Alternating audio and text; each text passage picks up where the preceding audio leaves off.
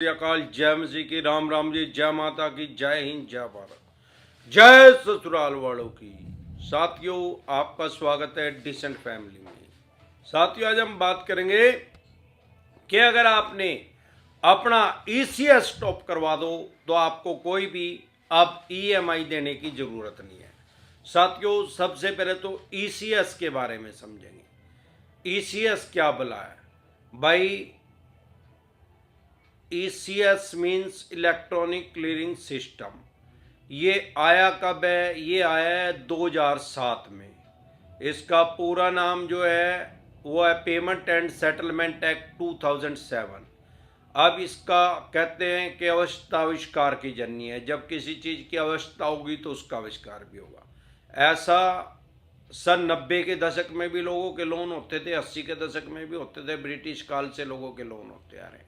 जब 80-90 के दशक में लोगों के लोन होते थे तो होता क्या था, लोन मिलता कैसे था बैंक से? फॉर एग्जांपल, मैंने 12 महीने के लिए लोन लिया तो मुझे 12 चेक देने पड़ते थे बैंक को, एनबीएफसी कंपनी का। तो उस टाइम जन्म ही नहीं हुआ था। तो वो 12 चेक को हर महीने एक चेक को लगा के अपनी वो उस टाइम उसको किस्त बोलते थे, अब ईएमआई बोलते हैं, वो ईएमआई अपनी निकाल लेते थे। लेकिन 2007 में क्योंकि सारा देश के बैंक ऑनलाइन हो गए और एनबीएफसी कंपनी का भी जन्म हो गया और एनबीएफसी कंपनी भी ऑनलाइन होगी, तो ईसीएस का जन्म हो गया। अब आज की डेट में क्या है, मान लो कोई आदमी 20 साल के लिए होम लोन ले रहा है या लैप करवा रहा है, लोन अगेंस्ट प्रॉपर्टी या कोई भी ऐसा लोन ले रहा है, 20 साल के लिए ले रहा है, तो 20 साल के लिए उसको 240 चेक तो देने नहीं पड़ेंगे। तो बैंक या एनबीएफसी कंपनी उसका पैसा कैसे निकालेंगे उसके अकाउंट में से? क्योंकि अगर हमारे बैंक में, हमारे अकाउंट में पैसे पड़े हैं, सेविंग अकाउंट में या करंट अकाउंट में, और उसी बैंक से हमने लोन ले लिया, तो उस बैंक के पास ऐसी कोई पावर नहीं है कि हमारे अकाउंट में से डायरेक्ट पैसा वो निकाल के अपनी जेब में डाल ले। उसके लिए उससे हमारी परमिशन की जरूरत है। जैसे पहले चेक से हम परमिशन देते थे, आजकल ईसीएस से परमिशन देते हैं, इलेक्ट्रॉनिक क्लियरिंग सिस्टम से। इसको बोलते हैं ईसीएस मैंडेट।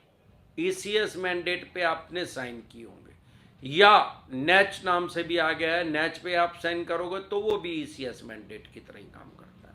बहुत से आदमी कहते हैं कि सर मैंने तो ऑनलाइन लोन लिया, मैंने तो किसी चीज़ पे साइन ही नहीं किए। भाई, ऑनलाइन ईसीएस मैंडेट की अप्रूवल दी होगी, ऑनलाइन अप्रूवल दी होगी, ऑनलाइन साइन किए होंगे। ऐसा तो हो नहीं सकता कि आपके अप्रूवल के बिना कोई भी बैंक या एनबीएफसी कंपनी आपको लोन दे दे। ईसीएस ये हर महीने आपके अकाउंट में लगाते हैं। भगवान ना करे ईसीएस मैंडेट जो आपने लगाया है वो 5-4 ईएमआई अगर आपकी डिफॉल्ट होगी तो स्वाभाविक बात है कि वो ईसीएस डिफॉल्ट माना जाएगा। अब पहले क्योंकि चेक बाउंस की धारा थी 138 नेगोशिएबल इंस्ट्रूमेंट एक्ट 1881, जो चेक बाउंस की धारा थी, अब क्योंकि इलेक्ट्रॉनिक तरीके से पैसा निकलने लग गया है तो इसकी एक छोटी बहन बना दी गई है। इसको बोलते हैं पेमेंट एंड सेटलमेंट एक्ट 2007। अगर आपका ईसीएस बाउंस होता है किसी भी बैंक या एनबीएफसी कंपनी में, तो आपके ऊपर सेक्शन 25 में आपके ऊपर केस कर सकता है। केस वो कैसा होता है, वो सारा सिमिलर ही है, बिल्कुल चेक बाउंस की तरह ही। उसमें भी आपको बेल करवानी पड़ती है, जमानत करवानी पड़ती है। उसमें भी तुरंत प्रभाव से बेल हो जाती है, जमानत हो जाती है। अब सवाल ये आता है कि बहुत कम आदमियों के ऊपर ईसीएस बाउंस का केस होता है और बहुत ज्यादा आदमियों के ऊपर चेक बाउंस का केस होता है।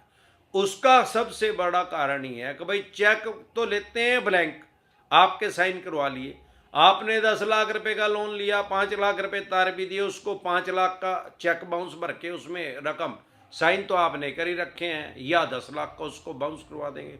लेकिन ईसीएस की पावर तो आपने इनको अनलिमिटेड पावर तो दी नहीं है। ये तो पावर दी नहीं है कि भाई 10 लाख रुपए मेरे पर मंथ निकाल ले करो। उसमें एक लिमिट है, जितनी आपकी ईएमआई है उतनी आपने इनको पावर दी है। तो इसलिए ये ईसीएस बाउंस का केस इतनी जल्दी इजली उसको लगाते नहीं है। और ज्यादातर जो कम लोन अमाउंट होता है 2-4-5 लाख रुपए का, उसमें ईसीएस बाउंस का केस करते नहीं है। इसीलिए इन्होंने चवन्नी छाप कुत्ते पड़ा रखे हैं क्योंकि इनको पता है अगर आज ईसीएस बाउंस का केस आपके ऊपर करेंगे, चेक बाउंस का केस करेंगे, हमारे देश में 44 लाख से भी ज्यादा चेक बाउंस के केस पेंडिंग है और ईसीएस बाउंस के भी बहुत से केस पेंडिंग है। इनको पता है माननीय सुप्रीम कोर्ट तक जाते आते 40-45 साल लग जाएंगे। अब 40-45 साल का इनके पास टाइम नहीं है, 40-45 साल में हरिद्वार ही जा लेंगे और जिसने लोन लिया वो भी 25-30 साल का तो आज होगा, वो 40-45 साल में उसका ये बोलो राम हो जाएगा। भाई 16 साल के लड़के लड़की को तो कोई बैंक एनबीएफसी कंपनी लोन नहीं देता और ना ही किसी 16 साल के लड़के लड़की को किसी बैंकिंग की परमिशन आरबीआई देता, यानी कि उसको लाइसेंस इशू नहीं करता। तो स्वाभाविक बात है कि जिसने पैसा लिया है वो भी 20-25-30 साल का है और जिसने पैसा आपको दिया है वो भी कम से कम 30-35-40 साल का है। अगर उसमें 45 साल जोड़े जाए तो दोनों का बोलो राम हो जाएगा। यही कारण है कि इन कुत्तों को पीछे लगाया जाता है, चवन्नी चापों को, जो इन लोगों के साथ गाली गलौज करते हैं, बकवास करते हैं, राज करते हैं। साथियों, कभी भी आपने किसी बैंक एनबीएफसी कंपनी को चेक दिया है तो उसको कभी भी स्टॉप ना करवाएं, या ईसीएस मैंडेट लगा हुआ है, ऑनलाइन लगा हुआ है या ऑफलाइन आपने साइन किया, उसको कभी भी स्टॉप ना करवाएं, क्योंकि ईएमआई डिफॉल्ट होना क्राइम में कंसीडर नहीं होता। लेकिन अगर आप चेक को स्टॉप करवाते हैं या अपनी ईएमआई जो है आपका ईसीएस जो लगा हुआ है या नेच लगा हुआ उसको स्टॉप करवाते हैं तो ये क्राइम में कंसीडर होएगा। क्यों? इसको बोलते हैं अमानत में खयानत। 406 धारा भी आपके ऊपर लग सकती है। भाई आपने अपनी मर्जी से तो वो चेक या ईसीएस मैंडेट पे साइन किए थे और किसी बैंक या एनबीएफसी कंपनी को प्रॉमिस किया था कि भाई मेरे पैसे इतनी डेट को आप मेरे अकाउंट से निकाल लेना।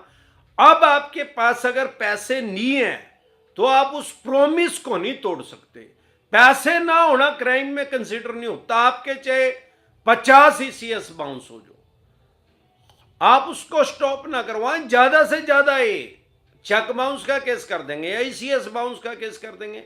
लेकिन अगर आप उसको स्टॉप करवा रहे हैं तो 420 का, 420 का और 406 का अमानत में खयानत का भी कर सकते हैं। 420 मतलब धोखाधड़ी। भाई इस आदमी ने जानबूझ के इसको स्टॉप करवा दिया। हाँ, अगर आप करवा चुके हैं तो ये जरूरी नहीं है कि 420 और 406 लगा ही देंगे आपके ऊपर, क्योंकि इनकी आपके साथ कोई दुश्मनी नहीं है।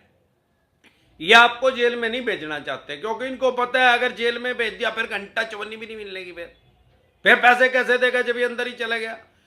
तो जरूरी नहीं है। हाँ, इनके पास राइट्स जरूर आ जाएंगे, अधिकार जरूर आ जाएंगे अगर आपने ईसीएस को स्टॉप करवा दिया, चेक को स्टॉप करवा दिया या नेच को स्टॉप करवा दिया। तो ऐसी गफलत की स्थिति में कभी भी ना रहे कि अगर आप ईसीएस स्टॉप करवा रहे हैं तो अब आपको बैंक या एनबीएफसी कंपनी के पैसे ही नहीं देने पड़ेंगे। भाई पैसे देना या ना देना, ईएमआई डिफॉल्ट होना वो क्राइम में कंसीडर नहीं होता। 2 लोन डिफॉल्ट हो गए, 5 हो गए, 25 हो गए, 25 लोन भी डिफॉल्ट हो गए, सबकी 5-5 ईएमआई भी डिफॉल्ट होगी तो भी वो क्राइम में कंसीडर नहीं होता।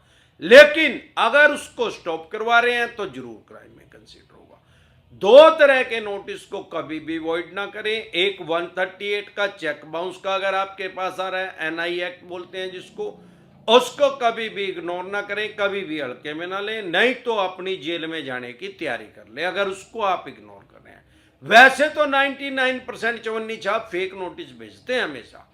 फेक नोटिस डिसेंट एडवाइस लिख के वीडियो देख ले। उसके अलावा आप अगर जेन्युइन लग रहा है तो ई कोड लोड कर ले अपने फोन में। बहुत से चवन्नी छाप नोटिस ऐसा भेजते हैं उसके अंदर ई कोड का लिंक होता है, उस पर विश्वास ना करें। अपने फोन में खुद से ई कोड लोड करें और उसमें जाके आप चेक करें, आपको पता लग जाएगा हो रहा है क्या नहीं हो रहा।